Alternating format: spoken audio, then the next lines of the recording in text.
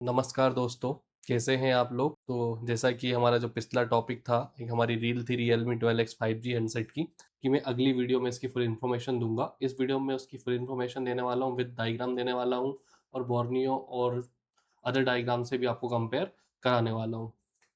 तो चलते हैं हम डायग्राम की ओर। तो यहाँ पे हम डेस्कटॉप पे चलते हैं। तो यहाँ पे आप देखेंगे डेस्कटॉप पे मैंने बोर्नियो ओपन किया हुआ है। तो यहाँ पे जो हमारा डायग्राम खुला हुआ है, हार्डवेयर सॉल्यूशन ये हमारा है Realme 12X 5G हैंडसेट का, जिसमें इन्होंने मेंशन किया हुआ है और इसका बिड मैप भी हम खोलना चाहेंगे। तो अब यहाँ देखेंगे, ये वाली लाइन आपकी बेटोन है और ये हमारी है ऑक्स आईडी, मतलब आईडी की लाइन है। अगर आप यहाँ क्लिक करेंगे तो ये आईडी की लाइन आपको आपके कंपोनेंट्स के आसपास ले जाएगी, जो कि यहाँ लगे हुए हैं। और उसके बाद जैसे ही आप यहाँ क्लिक करते हैं फ्रेंड्स, तो ये आपको लाइन बताती है कि ये वाली जो लाइन यहाँ से घूम के इन कंपोनेंट से होते हुए कनेक्टर पे चली गई है, और जो नीचे वाली हमारी लाइन है ये वाली, ये इस कंपोनेंट से होते हुए इस रजिस्टर पर आई है। और जैसे ही आप यहाँ क्लिक करते हैं तो ये आपको मिसगाइड कर देता है, क्योंकि इस लाइन पे, यहाँ पे जो लाइन यहाँ पे बनाई गई है ये गलत बनाई गई है, क्योंकि इस लाइन का काम है यहाँ पे वोल्टेज का इनपुट आना। तो जो इनपुट वोल्टेज है इसमें 1.8 होता है, जैसा कि मैं आपको अदर डायग्राम से कंपेयर कराता हूँ। जैसा कि यहाँ पे हमारा जिंगजोंग जियो खुला हुआ है, ठीक है। तो आप यहाँ देखेंगे, इसमें यहाँ से हम जो क्लिक कर रहे हैं तो हमारी लाइन यहाँ पे जा रही है, ठीक है।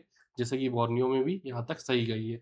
उसका जैसे ही हम सेकंड पार्ट पे क्लिक करते हैं तो हमारा ये सेकंड रजिस्टर यहाँ पे आई हुई है, ये भी सही मार्किंग की गई है, ये भी एकदम करेक्ट बताया गया है। उसके बाद यहाँ पे जब हम क्लिक करते हैं तो आप देख सकते हैं ये हमारा इनपुट वोल्टेज होता है, जो कि 1.8 होता है, ना कि ये कनेक्टर पर जाएगी।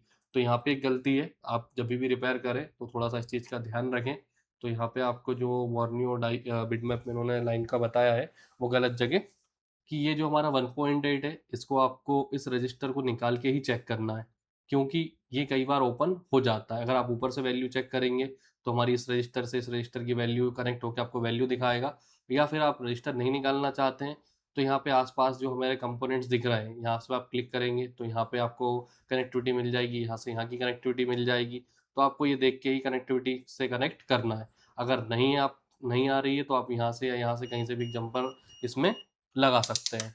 उसके बाद फ्रेंड्स क्या है, ये वाली जो हमारी लाइन है उसके बाद यहाँ से हमारा जो एक रजिस्टर है, इस रजिस्टर के थ्रू होते हुए यहाँ जाती है। यहाँ जाने के बाद आप देख रहे होंगे आगे की लाइन हमारी, यहाँ से यहाँ पे हमारा एक रजिस्टर और लगा रहेगा, तो यहाँ से होते हुए ये हमारी कहाँ जाएगी, बैटरी कनेक्टर पर। तो यहाँ पे आप देखेंगे हार्डवेयर सॉल्यूशन में, तो यहाँ पे आपको थोड़ा समझाने की कोशिश करता हूँ।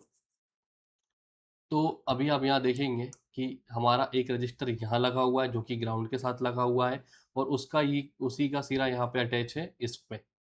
ये आप देखेंगे ध्यान से, जो कनेक्टर हमारा यहाँ पे लगा हुआ है उसी का जो सिरा है इस साइड अटैच किया हुआ है, और ये हमारा 5 किलो ओम का रजिस्टर होता है यहाँ पे, और ये 300 किलो ओम का रजिस्टर होता है ये वाला, ठीक है। मैं अभी इसमें इमेज भी दिखाऊंगा तो आप लोगों को इमेज प्रॉपर दिख जाएगी, उसमें मैंने वैल्यू की मार्किंग की हुई है। और यहाँ पे जो एक रजिस्टर लगा हुआ है जो कि ये 100 किलो ओम का होता है। देख सकते हैं यहाँ पे इन्होंने मेंशन किया है कि 1.8 आ रहा है। अब यहाँ पे इन्होंने 1.8 मेंशन किया और वहाँ पे कुछ और मेंशन किया, तो मतलब बिट मैप इन्होंने गलत बनाया हुआ है, ठीक है। यहाँ पे हमारा जो 1.8 आया है और ये हमारी जो लाइन है यहाँ से होते हुए देख सकते हैं ये हमारी सीपीयू में जा रही है। तो यहाँ दोनों पॉइंटों पे आपको रीडिंग मिलना चाहिए, इन पे आपको रीडिंग नहीं मिलेगी ओपन करने के बाद।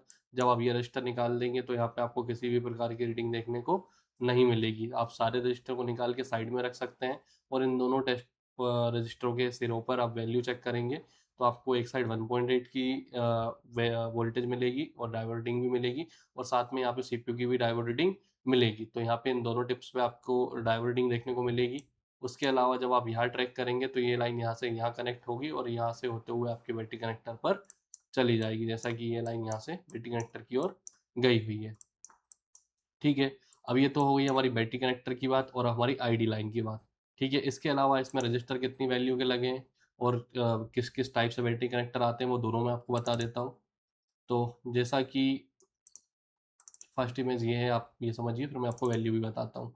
तो अभी आपको इसी बोर्ड में दो टाइप की बैटरी कनेक्टर देखने को मिलेंगे और बैटरी भी इसमें हमारी अलग अलग टाइप से लगी होती है, बट जो सर्किट है वो एकदम एक्यूरेट सेम रहने वाला है, कोई सर्किट में चेंजेस नहीं होने वाला है। जो हमारे सिर्फ बैटरी कनेक्टर का ही चेंजेस है, जिप लाइनों का इसमें एयरफेयर किया हुआ है। अभी आप यहाँ देखेंगे ये हमारा, तो यहाँ पे आप देखेंगे ये रियलमी का जो दूसरा बैटरी कनेक्टर दिया हुआ है, ये भी हमारे 12X या N65 जो सिमिलर मॉडल होते हैं, एक जैसे ही दिखते हैं, उनमें दिया हुआ होता है। तो यहाँ पे हमारा क्या आएगा, बैट आईडी, ठीक है। प्लस यहाँ पे रहेगा, प्लस के ऊपर की साइड आपको यहाँ पे बैट आईडी मिलेगा, नीचे प्लस से आप जाएंगे तो यहाँ पे बैटरी का माइनस और साथ में बैटरी जो हमारा बैट ऑन होता है वो मिलेगा। और अगर डिफरेंट कनेक्टर की बात करेंगे तो यहाँ पे आपको देखने को मिलेगा बैट आईडी और उसके बाद देखने को मिलेगा आपको बैट ऑन, ठीक है। तो कनेक्टिविटी का ही डिफरेंस है, बैटरी कनेक्टर का ही डिफरेंस है यहाँ पे। अगर बात की जाए सर्किट की, तो सर्किट एज इट इज़ दोनों बोर्डों का सिमिलर होता है, कोई डिफरेंस नहीं होता। रजिस्टर की वैल्यू भी सेम होती है, रजिस्टर की लोकेशन भी सेम होती है और पूरा मदरबोर्ड भी सेम होता है, only for battery connector he change होता है, ठीक है। अब बात की जाए रजिस्टर वैल्यूज़ की, तो मैं यहाँ पे आपको वैल्यू बता रहा हूँ। यहाँ पे सबसे पहले लगी होंगी 300 किलो ओम्स की रजिस्टर, 300 किलो ओम की रजिस्टर यहाँ पे आपको देखने को मिलेगी। यहाँ पे आपको 5 किलो ओम की रजिस्टर देखने को मिलेगी और ये हमारा 100 किलो ओम की रजिस्टर देखने को आपको मिलेगी।